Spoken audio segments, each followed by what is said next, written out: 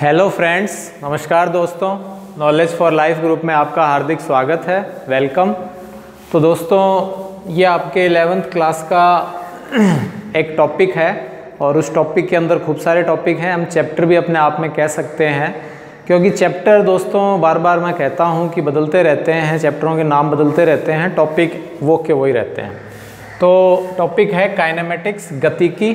ठीक है, इस गतिकी के अंदर हम दोस्तों जो कोई वस्तु है, कोई भी ऑब्जेक्ट है, कोई पार्टिकल है, वो जब मूव करता है, ठीक है, तो उसके लिए हमें जो जो क्वांटिटी की आवश्यकता होती है वो सारी की सारी क्वांटिटी हम पढ़ेंगे।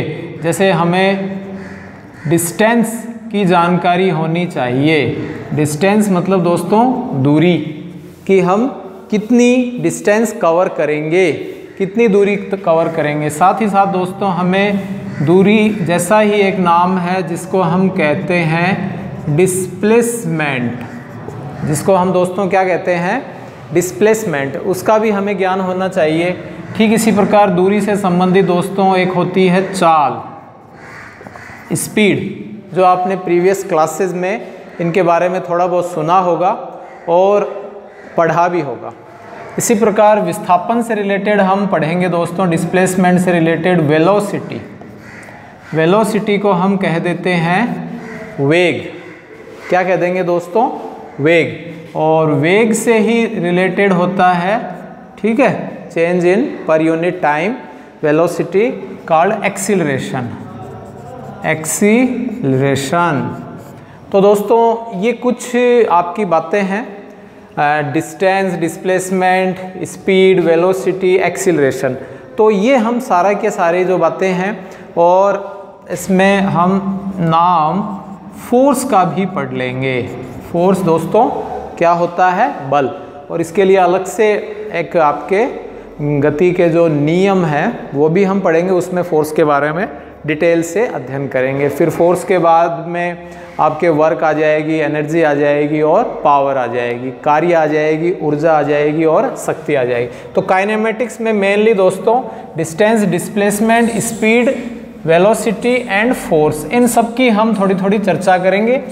काइनेमेटिक्स में दोस्तों जो पार्टिकल है वो 1D भी हो सकता है, 2D भी हो सकता है और 3D भी हो सकता है। एक विमीय गति हो तो उसे हम 1D कह देते हैं, जो एक सरल रेखा में होती है। द्विविमीय गति जिसके लिए हमें 2 अक्षों की जरूरत पड़ती है वो 2D हो जाता है, और 3D जो है उसमें हमें 3 अक्षों की जरूरत पड़ती है।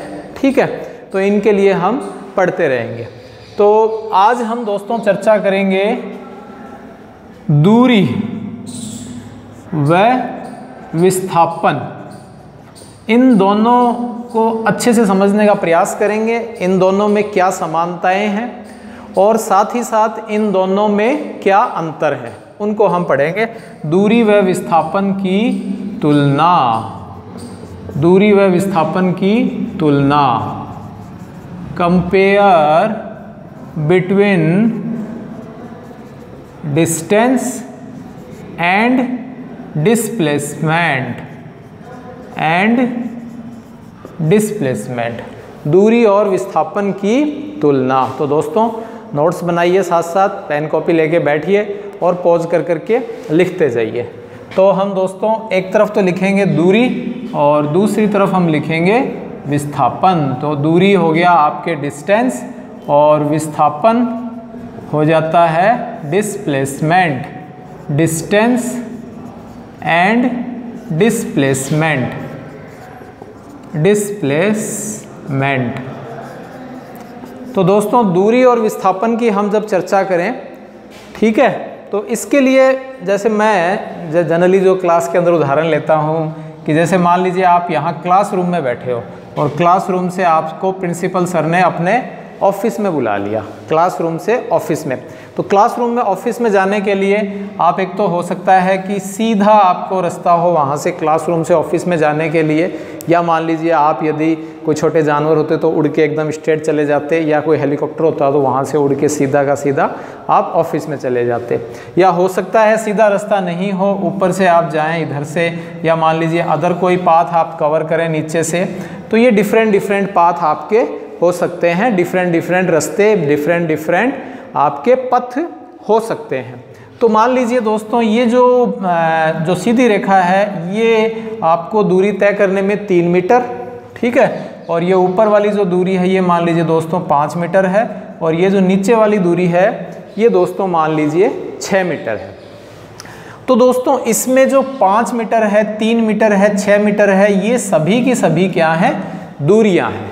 It's all of the distances, ये सारी की सारी दूरियां हैं। लेकिन इनमें से जो एक मिनिमम डिस्टेंस है, जो न्यूनतम दूरी है, उसे हम क्या कहते हैं दोस्तों, विस्थापन कहते हैं, ठीक है। तो इसमें आप देख रहे हैं दोस्तों जो दूरी है वो अनेक है, लेकिन विस्थापन है वो क्या है, केवल और केवल एक ही होती है, ठीक है दोस्तों। इसी प्रकार विस्थापन जो आप देख रहे हो ये एक स्ट्रेट लाइन है, तो इसलिए ये एक वेक्टर क्वांटिटी होती है, ये एक स्केलर क्वांटिटी है, इसके ऑल ऑफ पॉसिबल वैल्यू होते हैं, इसकी केवल 1 वैल्यू होती है, ठीक है। जो दूरी है चाहे आप किधर भी जाएं ऑलवेज इंक्रीज होती है, लेकिन जो विस्थापन है वो इंक्रीज भी हो सकती है, डिक्रीज भी हो सकती है, और किसी सिचुएशन पे हम 0 भी ले सकते हैं, ठीक है। तो इस तरह से हम ये 5-7 पॉइंट इसमें समझेंगे एक एक करके। तो ये आई थिंक आपको क्लियर हो गया होगा। तो अब हम इसको नोट्स बनाते हैं साथ साथ। तो आप देखें, सबसे पहला पॉइंट आप लिख सकते हो इसमें, इसकी डेफिनेशन, दूरी की परिभाषा, डिस्टेंस डेफिनेशन। तो दूरी किसे कहते हैं दोस्तों, दो बिंदुओं के मध्य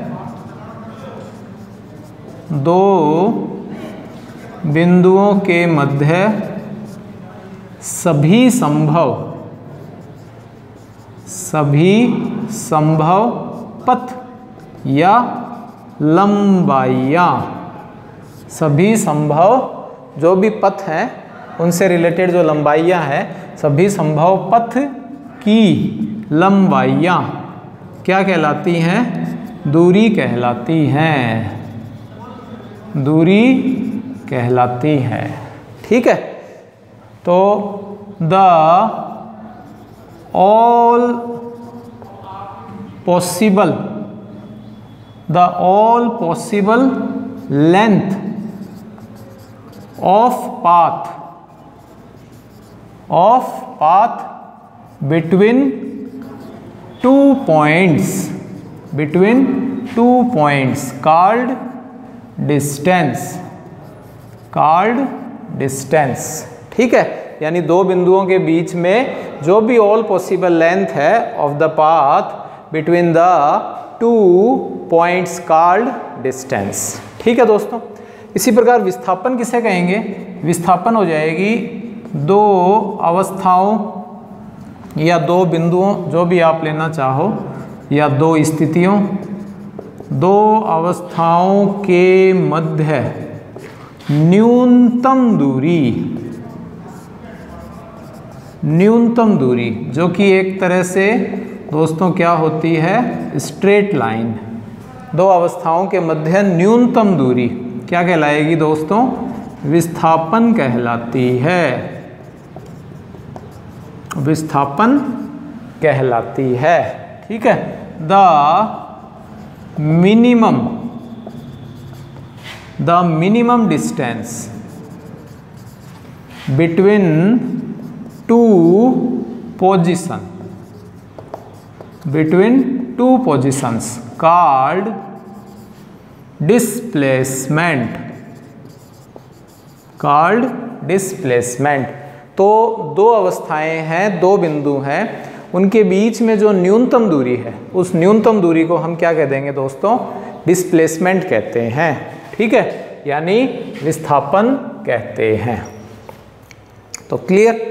तो ये आप इसकी डेफिनेशन हो गई, इसको आप पहला पॉइंट लिख सकते हो, ये आपके पहला पॉइंट हो जाएगा। दूसरा पॉइंट क्या हो जाएगा दोस्तों, इसके लिए हम ले सकते हैं जो सेकंड पॉइंट है वो हो जाएगा, यह एक अदिश राशि है। दूरी कैसी राशि है दोस्तों, अदिश राशि है, यानी इसकी कोई फिक्स या फाइनाइट डिस्टेंस नहीं होती है, इसकी डिस्टेंस चेंज होती रहती है। It's a scalar quantity. कौन सी राशि है दोस्तों? अदिश राशि है। और यह कैसी राशि है दोस्तों? पूरी लाइन आप लिख लेना। यह कैसी राशि है? सदिश राशि है।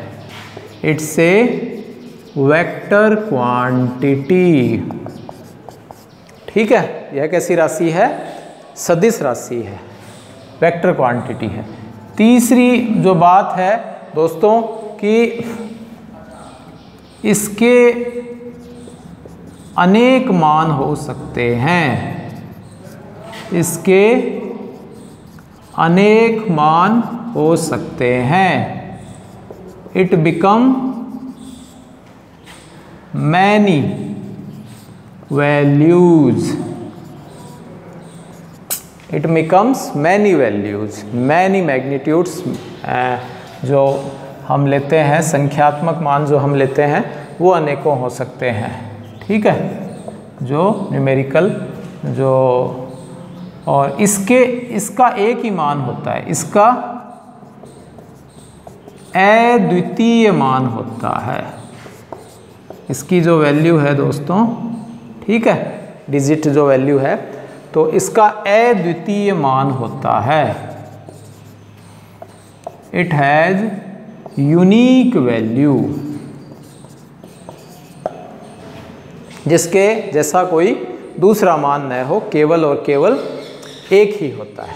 ठीक है दोस्तों, इसी प्रकार चौथा पॉइंट हम ले लेते हैं कि जो दूरी है, दूरी वो हमेशा बड़ी होगी या इक्वल होगी, किससे? विस्थापन से। यानी ये जो निशान है ये है बड़ा या बराबर। बड़ा या बराबर मतलब greater than and equal, greater than and equal. तो दूरी जो है, ये मैं बोल रहा हूँ वो भी आप लिख सकते हो कि दूरी हमेशा विस्थापन से बड़ी या बराबर हो सकती है। The distance is greater than from displacement और इक्वल, तो ये आप दोस्तों पॉज करके लिख सकते हो। हाँ, तो दोस्तों सबसे पहले आपने इसकी डेफिनेशन पढ़ ली थी, फिर दूसरा पॉइंट आपने पढ़ा था कि यह एक अदिश राशि है, यह एक सदिश राशि है। ठीक है, फिर आपने अगला पॉइंट पढ़ा था कि ये स्केलर क्वांटिटी है, वेक्टर क्वांटिटी है।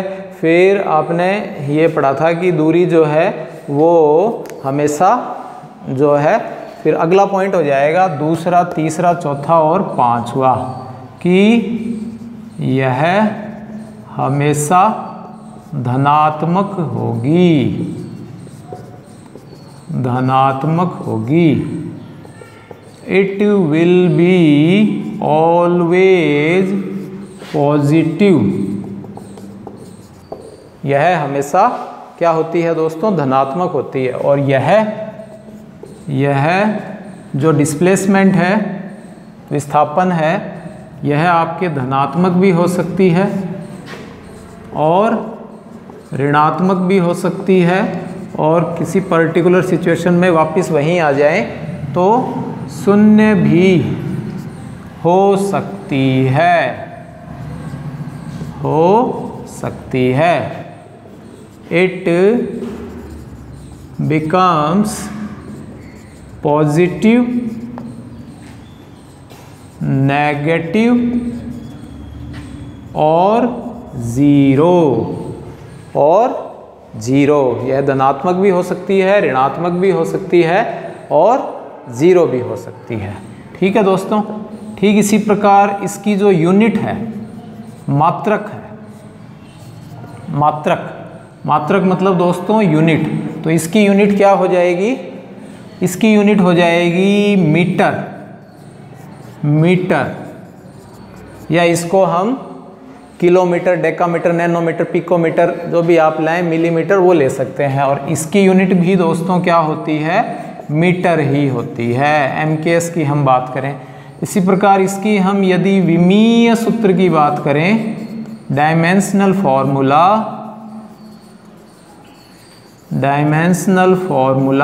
तो आप देख रहे हो दोस्तों, इसमें m 0 है, L1 और T 0। ये जो फॉर्मूले हैं डायमेंशनल विमीय सूत्र हैं, ये प्रीवियस वीडियो में आपको क्लियर किए जा चुके हैं, उसमें आप इजीली देख सकते हो। इसका जो डायमेंशनल फॉर्मूला है दोस्तों वो भी सेम ही है, m0 L1 T 0। तो आई थिंक ये 7 पॉइंट आपको क्लियर हो गए होंगे। यदि अच्छे लगे हैं तो लाइक करें, शेयर करें, सब्सक्राइब करें। नेक्स्ट वीडियो में हम इसका दूसरा पार्ट है और उसको थोड़ा सा और हम डीपली पढ़ेंगे। Thanks for watching.